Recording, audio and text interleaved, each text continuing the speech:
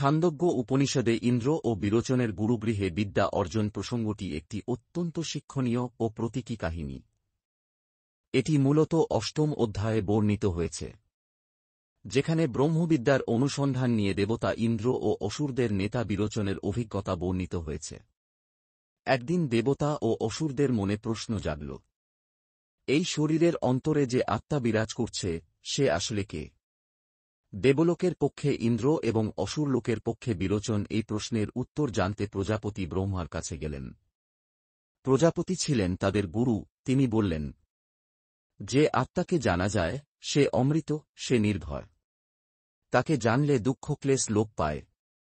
প্রথম শিক্ষা, শরীরকেই আত্মা মনে করা।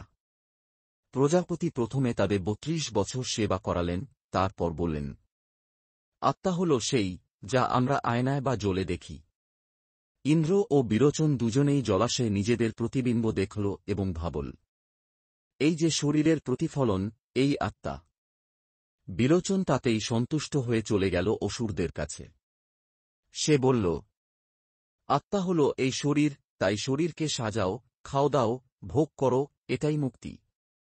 এভাবে অসুররা কেবল ভোগবিলাসকে জীবনের লক্ষ্য মনে করতে লাগল। দ্বিতীয় শিক্ষা, স্বপ্নের আত্মা। ইন্দ্র মনে মনে ভাবল, শরীর তো বয়স, রোগ, মৃত্যুর শিকার। এটা কি অমৃত আত্মা হতে পারে? তাই সে আবার গুরুগৃহে ফিরে এল। প্রজাপতি এবার তাকে শিখালেন, আত্মা হল সেই যাকে আমরা স্বপ্নে দেখি। কিন্তু ইন্দ্র স্বপ্নের জগৎ দেখেই বুঝল, স্বপ্নে তো ভয়, কষ্ট, অস্থিরতা আছে। এটাও নিশ্চয়ই চূড়ান্ত আত্মা নয়। সে আবার গুরুগৃহে ফিরল। তৃতীয় শিক্ষা, গভীর নিদ্রার আত্মা। প্রজাপতি এবার বললেন, আত্মা হল সেই অবস্থা যেখানে গভীর নিদ্রায় কেউ কিছু দেখে না, কিছু জানে না, শান্ত, সুখী।